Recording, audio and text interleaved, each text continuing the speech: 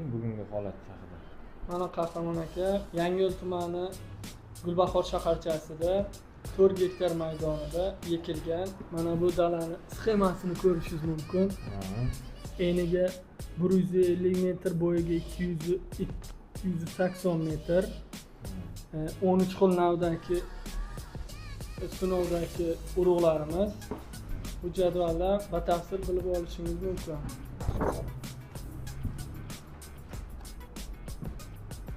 Demak, sinovga kelgan Bravo urug'chilik kompaniyasi bilan elektr surishchilik kompaniyasi urug'lari bitta hududda ekilgan. Hozircha borib ko'radiganimiz bugungi Toshkent viloyati Yangiyo'l tumanida. Hurmatli kanalimiz a'zolari, agrobiznes jamoasi respublikaning barcha hududlarida Bravo urug'chilik kompaniyasi va elektr surishchilik kompaniyasini sinovlarini ham o'z vaqtida amalga oshiramiz. Va bugungi boradigan joyimiz agrobiznes jamoasi bilan birgalikda Toshkent viloyati Yangiyo'l tumanida ekilgan Bravo urug'chilik kompaniyasini va elektr surishchilik kompaniyasining gibridlari ekilgan maydonda, sinov maydonchasiga. Yaxshisi ushbu maydonlarni amalda sizlarning e'tiborlaringizga havola etish uchun dalada ko'rishamiz. Ketdik. Bo'ldi, ketdik.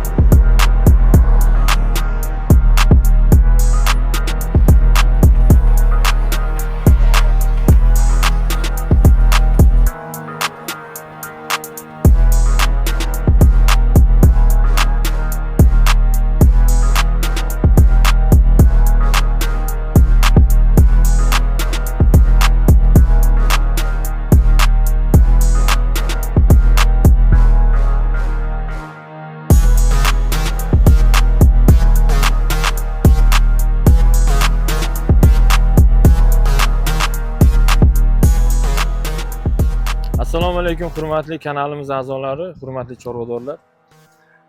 Bugun Toshkent viloyati Yangiyo'l tumanida shunday hokimiyatning orqasida ekilgan tajriba xo'jaligimizga keldik. Agrobiznes jamoasi bilan birgalikda. Shu o'rinda agrobiznesda ishlab kelayotgan, o'zini shu respublikamizni barcha hududlarida qishloq xo'jaligi bo'yicha amaliy o'zini maslahatlarini berib o'tadigan agronomlar jamoasini qisqacha tanishtirib o'taman.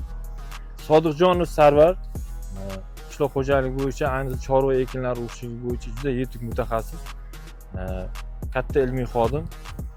Ishmetov Suhrot respublikada barcha chorvadorlar taniydi desak ham bo'ladi. Katta ilmiy xodim, shu makajo'xorilar bo'yicha, chorva oziqa ekinlari bo'yicha doktoranturani tugatib, ilmiy ish olib boradigan xodimimiz. Haynazarov Savdor Sirdaryo, Jizzax viloyatlariga tuproqlarini biladigan va shu o'rinda chorvador fermalarimizga shu chorva oziqa ekinlari urug'larini yetkazib beradigan agronomlarimiz va Mustafoyev Bahodir 2 yil bo'ldi stajyor o'rganib respublikadagi barcha hududlarda o'zini chorva mutaxassisligi bo'yicha tajribalarini oshirib kelmoqda. Shu maydonimizda Haynazarov Sardor o'zini ekkan urug'larini iqlimga mosligi, sho'rga chidamligi, garmselga chidamligi xususiyatlarini o'rganish uchun tajriba xo'jaliklarida agronom vazifasini ham bajaradi.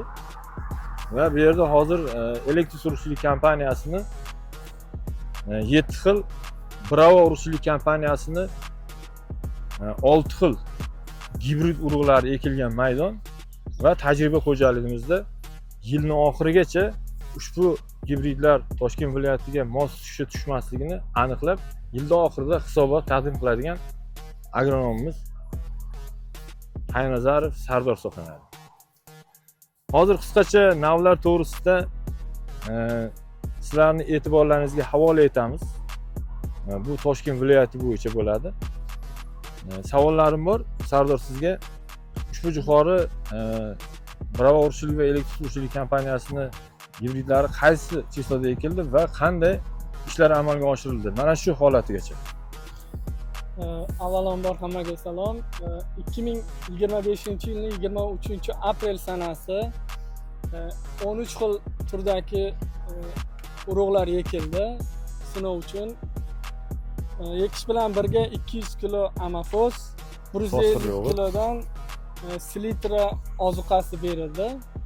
Ekish bilan birgalikda demak 200 kilo fosforli o'g'it va 150 kilo azotli o'g'it bilan birgalikda qo'shib ekdingiz. Ekildi. Va orqasidan suv qo'yildi. Demak suv bilan chiqarildi. Yerdan nami qochgan o'shaning hisobida suv bilan chiqarildi. Ushbu qator 70 lik qator. 70 lik qatorga cherezaga suv bilan chiqarib olingan holatda turibmiz.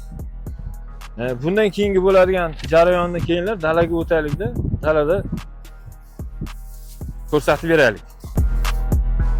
Hurmatli kanalimiz a'zolari, men shu narsani aytib o'tishim kerak. Agrobiznes bu 2006-yildan beri gibrid urug'larni olib kirish bilan shug'ullanadigan kompaniya. Bu yerda biz 20 ga yaqin urug'larni sinab ko'ramiz. Bu yerda respublikaning barcha tuproqlariga sinab ko'riladi.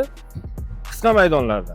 Ikkinchi yili yirik maydonlarda ham sinaymiz va 3-yili sotishga keladi. Bu degani birinchi yil qisqa maydonlarda, sho'rga chidamli, shamolli o'lkalarda, garmsel bo'ladigan hududlarda sinaladi.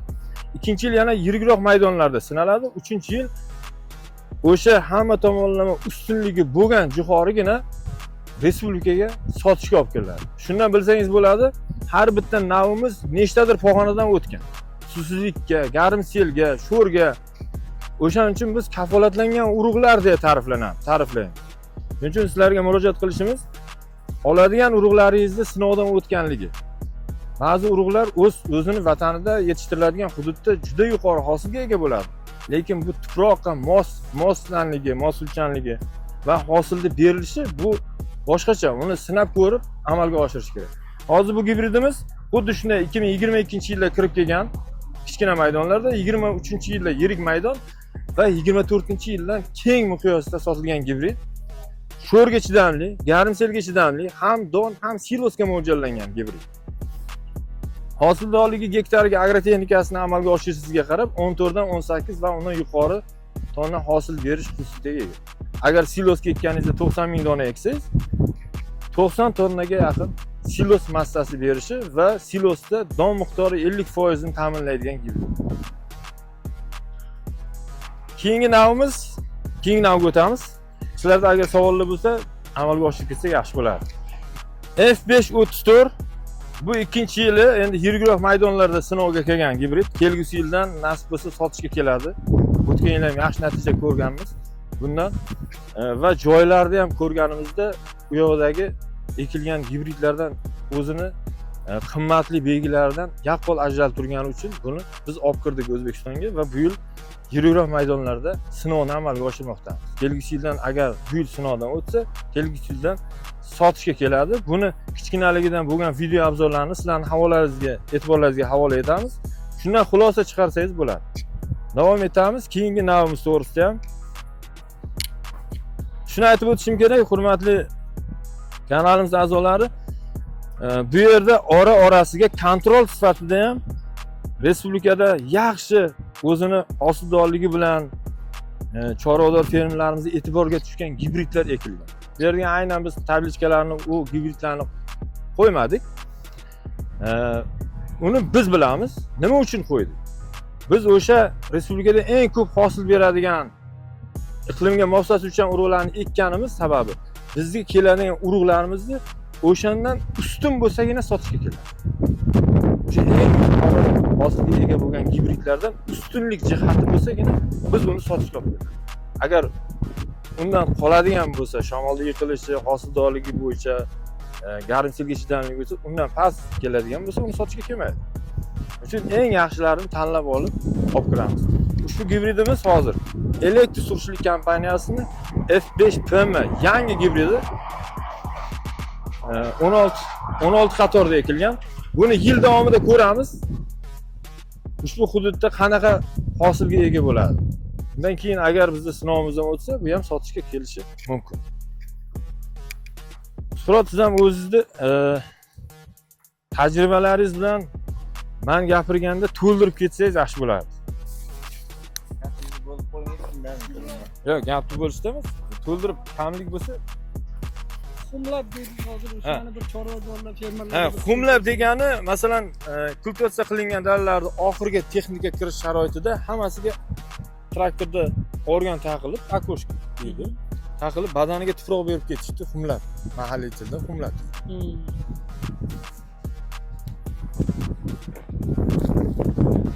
Bu gibridimiz MF27. Bu ayni damda kontrol hisoblanadi. Chunki respublikamizda bu 3 yildan beri keng miqyosda sotiladigan gibrid. Buni ustunlik tomoni nimada? Bu sho'rga, garmselga chidamli, ham don, ham silosga ega bo'lgan gibrid. Surxondaryoning Termiz eng issiq deb olsak, Termiz tumani atrofida chidaydigan gibrid. Bug'doydan keyin silosga ham 90 tonnagacha silos olishgan bundan. Juda yuqori hosilga ega. Shamolda yiqilmaydi. So'tani yerdan balandligi 1 metr 40 santimetrda. Bo'yni balandligi 320-350 santimetrda tik bargli gibrid hisoblanadi.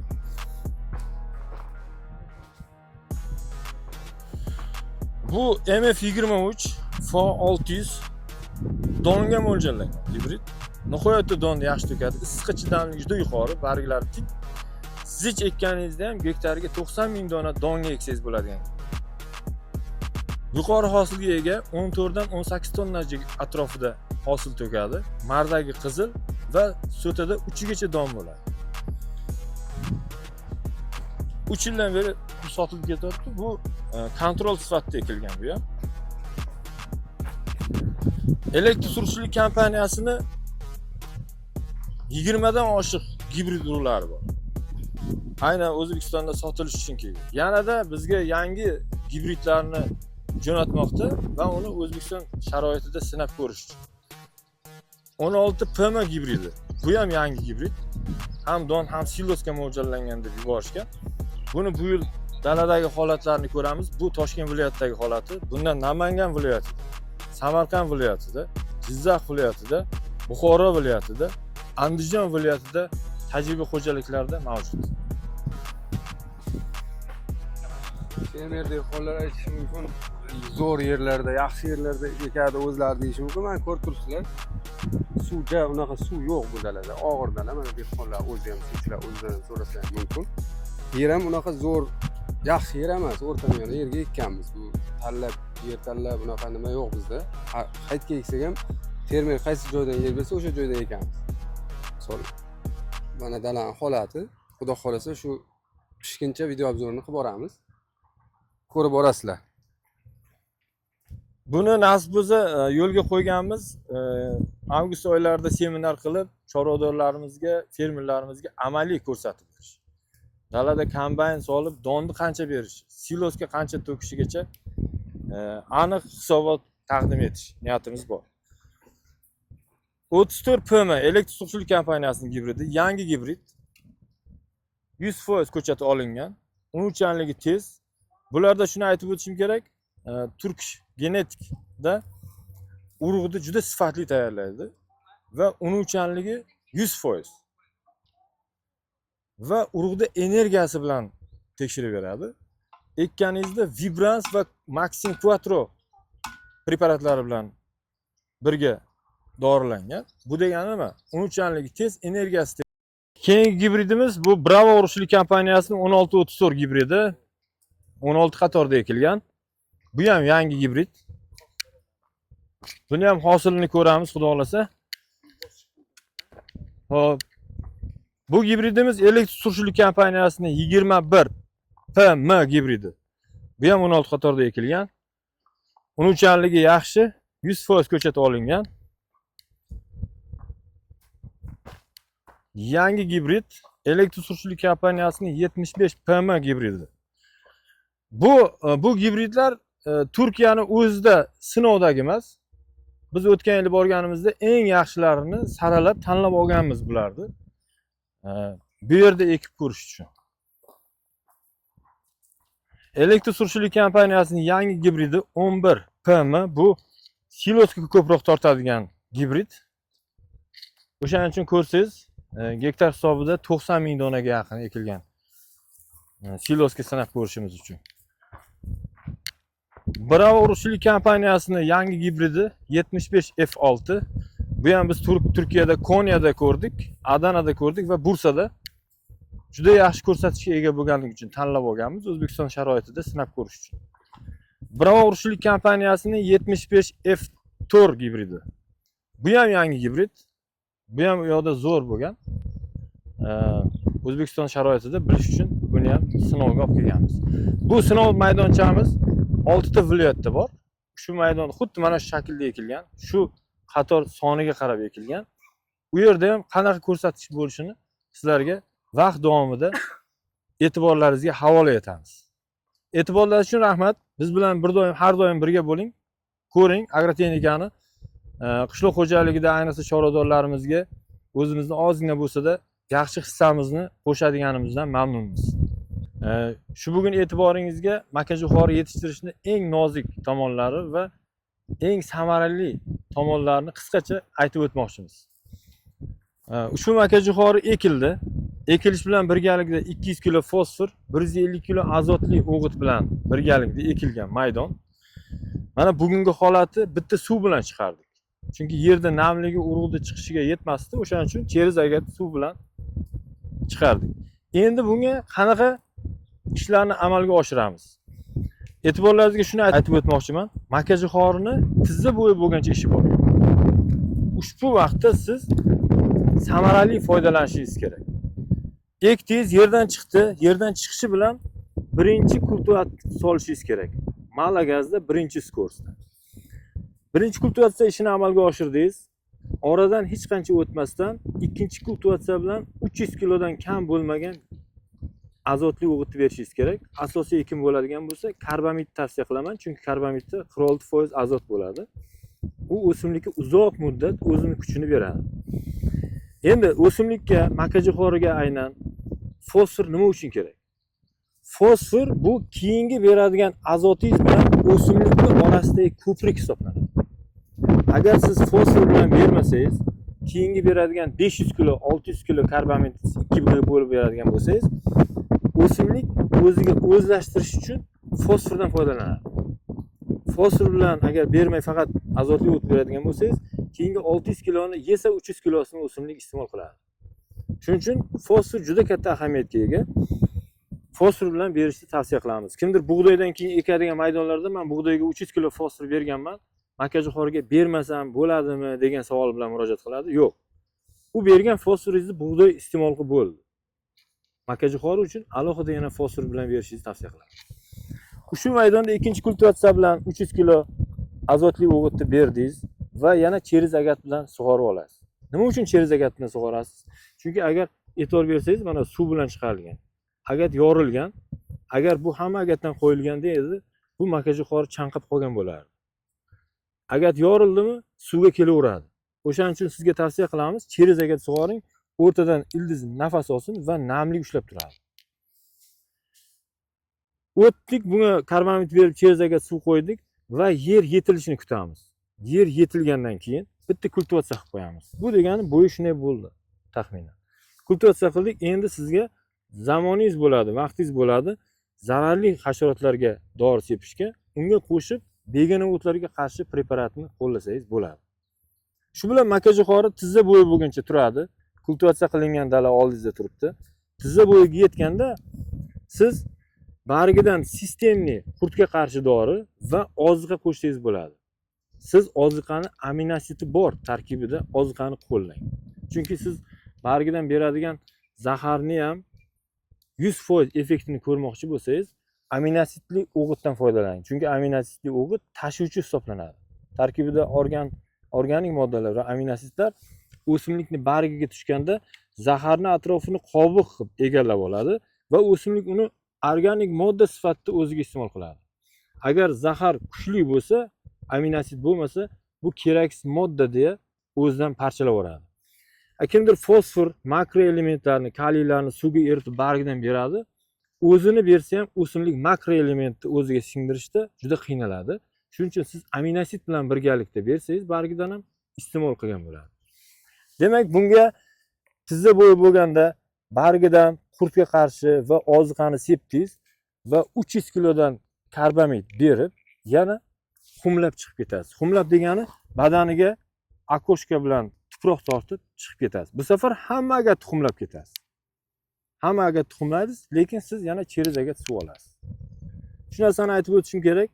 Makkajo'xori 5 ta 6 ta barg bo'lganda yaqinroq olib kelsangiz videoni ko'rsatib o'tardim. Makkajo'xorini mana hisoblaganimizda 2 ta barg, poyadan ajralib chiqqanini barg hisobida sanaysiz. 2 ta barg bo'lganda, 4 ta barg bo'lganda makkajo'xori keyingi beradigan so'tasini aylanasiga bo'lgan donni qarori va bo'yini qaroriga keladi. O'sha vaqtda agar ildizida fosforni, azotni ko'rgan bo'lsa, eng sog'lom bug'unidan so'ta chiqaraman deydi, ya'ni avlod qoldiraman deydi va avlodini 20 ta bola quchoqlashini aytadi. Agar o'sha vaqtda 5 ta 6 ta barg bo'lganda ushbu oziqalarni ko'rmasa, mavjud oziqa bilan men tabiatga 20 ta bolani tarqata olmayman deydi, 12 tani, 14 tani rejalashtirib qo'yadi. Bu degani hosil tushdi. 3,5 bo'ladigan jo'xoringiz 2 metrda rejalashtirib qo'yadi. Kimdir tizza bo'yi bo'lganda 1 tonna karbamid beradi, lekin u 5 ta 6 ta barg bo'lganda qaror qilib bo'lgan, qarorini o'zgartirmaydi. Bo'yi ham o'sha 2 metrda, so'tani aylanasi ham 14-12 qatorda bo'ladi. Lekin bargi qalin, qop-qora va tana semiz bo'lishi mumkin. Lekin bo'y hosil o'sha tushgan bo'ladi. Shuning uchun sizga juda ahamiyat berishingizni xohlayman. Istardim makkajo'xori 5 ta 6 ta barg bo'lganda siz 70% oziqasini berib bo'lgan bo'lishingiz kerak. Bu degani nima? 200 kilo fosfor berdingiz, 100 kilo azot bilan qo'shib va birinchi kultivatsiya kursda ikkinchisi 300 kilo karbamid berdingiz, ana shu 70% oziqa. Qolgan 30% esa bo'lganda yana 300 kilo karbamid berib xumlab ketishingiz mana endi 100%. Ushbu oziqalarni berganingizda FO700 guruhiga ega bo'lgan makkajo'xoridan non uchun 15 tonnadan oshiq hosil kutsangiz bo'ladi. Endi makkajo'xorini suv qo'yishini ham qisqacha aytib o'taman. Suv qo'yish qanday amalga oshiriladi? Suv qo'yish ertalab keldingiz, makkajo'xorini bariga sveji turibdi, tik turibdi. Obedda kelganingizda nam dalalarda ham bargini tashlaganini kuzatishingiz mumkin. Siz shomda keling. Shomda kelganingizda har qanday o'simlik suvga kelganini bildiradi. Agar shomda obeddagi holatni, ya'ni bargi hojira tashlashini 5% dalada ko'rsangiz ham suvni haydang. Agar siz obedda ko'rib ketib ishchingizga yoki ish yurituvchisingizga, suvchingizga kechqurun suv hayda desangiz xato qilasiz. U kechqurunga kelib ertalab holatga tushib olgan bo'lishi mumkin. Siz agar o'sha vaqtda ham suv qo'yadigan bo'lsangiz, qoyani ingichkalashtirib o'rasiz. O'shaning uchun makkajo'xori suvni yaxshi ko'radigan bo'lsa, lekin o'z navbatida suvdan qo'rqadigan bo'lsa, suv qo'yishni kechqurun ko'rib amalga oshirishingiz kerak. Va ayni issiqda 45 gradus bo'lgan paytda kimdir suv qo'yadi, ko'rgan bo'lsalaringiz, so'tada don ola-bula. To'liq emas yani. Makkajo'xorida gibridlar hammasi bir xil joydan so'ta beradi. Kimdir obedda suv qo'yadi, bu xato. Chunki suv ko'layib ichgan ushbu dalada tekis bo'lgan maydonlarda ko'l bo'lib ichganda suvni hovuri obedlarga kelib so'tadagi ipni kuydirib qo'yadi. Va ota gulidan tushadigan chang, ipni ichida ko'rinmas kanal bor. Mardakka borib birikmaydi, don hosil bo'lmaydi. Shuning uchun tavsiyamiz iloji boricha kechqurun suvni qo'yish kerak, ertalabga yaqin suvni to'xtatish kerak. Ikkinchi omili umuman suv qo'ymaslikdan kelib chiqadi. Makkajo'xori otalik gulini ko'ringanda yerdan namlik 70% bo'lishi kerak. Bu degani bosganingizda oyog'ingiz isib qolishi kerak. Agar o'sha vaqtda namlik yetarli bo'lmasa, har bitta ip bir don demak.